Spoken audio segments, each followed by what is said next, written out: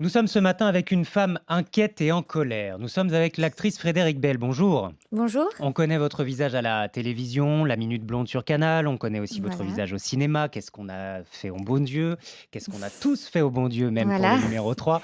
Et on découvre aussi ce matin votre voix, Frédéric Bell, contre ce Oui. qui se passe aux États-Unis. Expliquons un peu. Lundi, le site Politico a publié un projet de décision de la Cour suprême aux États-Unis qui, s'il était adopté en l'état, annulerait l'arrêt de 1973, arrêt qui garantit le droit des Américaines à disposer de leur corps dans tout le pays. Et vous écrivez, Mmh. Frédéric Bell, sur votre compte Instagram, c'est un retour au Moyen Âge. Oui, tout à fait. Ça me donne des frissons tellement que c'est dramatique. Je pense à toutes les femmes qui vont, se retrouver, dans une situation où elles vont pas vouloir garder leur enfant et qu'elles vont pas vouloir, faire, d'enfants tout simplement et qui vont être obligées d'avorter seules, chez elles avec des aiguilles à tricoter, des cintres, c'est terrible. C'est-à-dire qu'aujourd'hui, voilà, c'est une liberté qui semblait acquise. En tout cas, de notre côté, ça avait l'air d'être assez solide, mais là-bas, j'ai la sensation que ça, c'est un petit peu, le résultat, de la politique de Trump qui, avec tout le mépris et la misogynie qui va, envers les femmes. Donc j'espère que les femmes vont se battre et vont empêcher ça parce que c'est un retour, oui, au Moyen Âge, tout simplement, en fait. Ouais, Trump qui a fait en sorte que les juges de cette Cour suprême soient à majorité conservateurs, voire ultra-conservateurs. Et voilà donc les résultats de ce projet de décision. S'il était adopté, près de la moitié des États américains supprimeraient ce droit à l'avortement. Et le risque, bah, c'est avant tout pour les femmes les plus pauvres. Bah, déjà, les femmes les plus pauvres, parce qu'elles n'ont pas forcément l'argent pour prendre l'avion pour aller se faire avorter ailleurs et elles n'ont pas forcément envie de faire un énième enfant si elles n'ont pas les moyens de les nourrir. Il y a aussi beaucoup de femmes, comme vous savez, heu,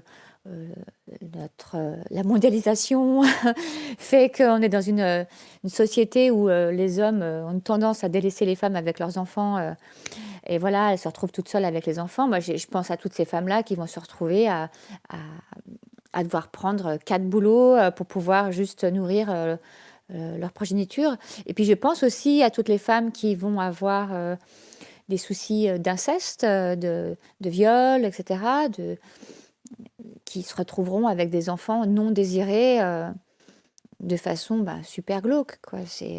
C'est un combat que vous portez, Frédéric Bell. Ça date Bah, pas c'est d'hier, hein, d'ailleurs, ouais, ça date pas d'hi 2014, ouais. 2017.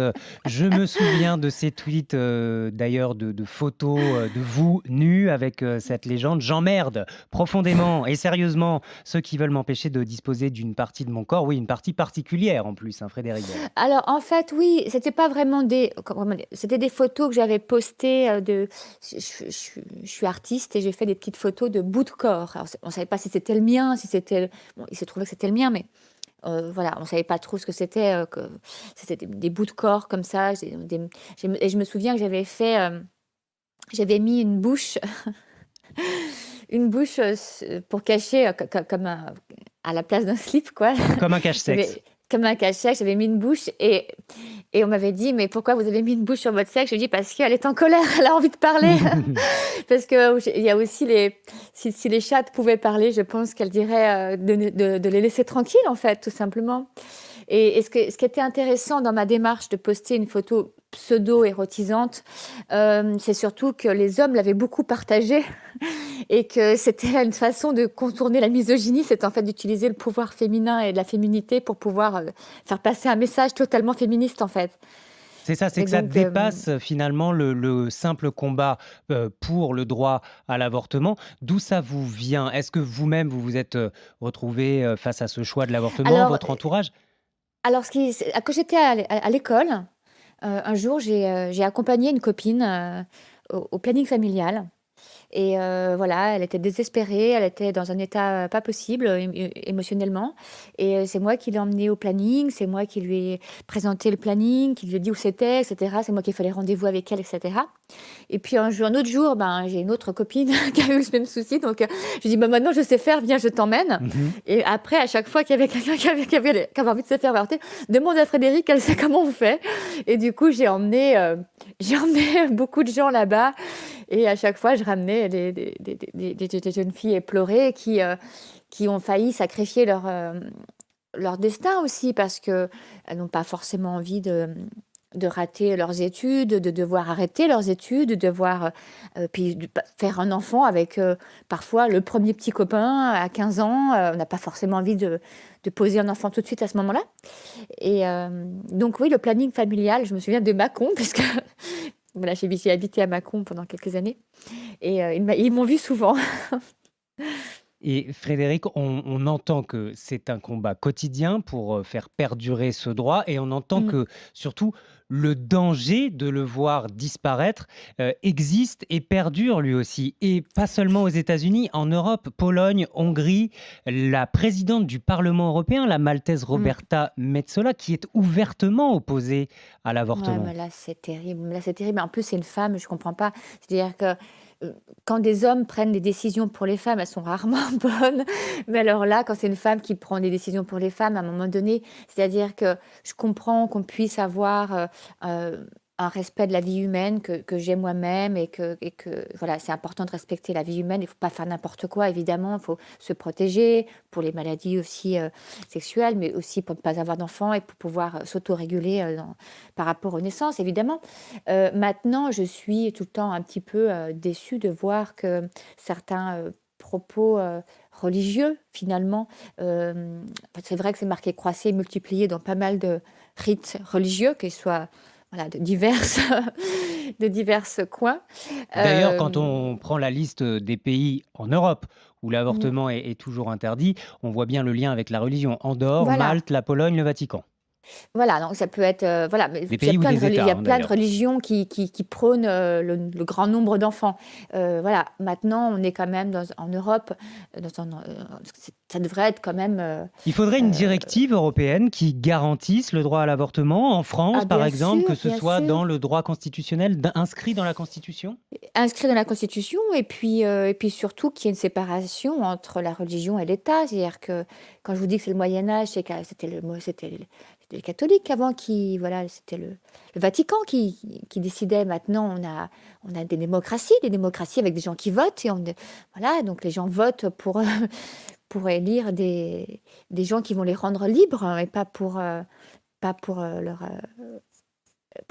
pas pour réduire les libertés et transformer les femmes en un objet de reproduction. Voilà Voilà. pour votre combat, Frédéric Bell, qu'on ne connaissait pas tous, mais je le disais, on vous Voilà. connaît mieux pour le plaisir que vous nous procurez au cinéma. Donc, qu'est-ce qu'on a tous fait au bon Dieu? Tous C'est le faux bon Dieu troisième qui est à du nom. l'affiche en ce moment, C'est encore oui. à l'affiche, c'est encore un succès. Ça s'essouffle un tout petit peu, mais c'est une belle trilogie, j'imagine que vous êtes fiers de Alors le porter. souci, c'est qu'aujourd'hui au cinéma, les gens n'ont pas repris l'habitude de retourner au cinéma post-Covid. Donc j'ai envie de dire aux gens, retournez au cinéma parce que c'est super bon de rire tous ensemble. C'est tellement chouette. En plus, le film, il est totalement décalé. Là aussi, par rapport aux libertés, puisqu'on parle des libertés aujourd'hui, la liberté de rire de tout. Et j'ai Et cette, surtout des religions.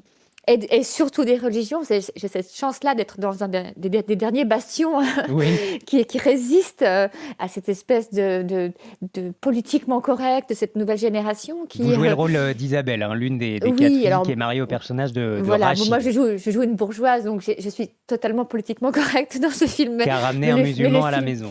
voilà, Vous exactement. seriez partante Et pour un quatrième épisode si jamais...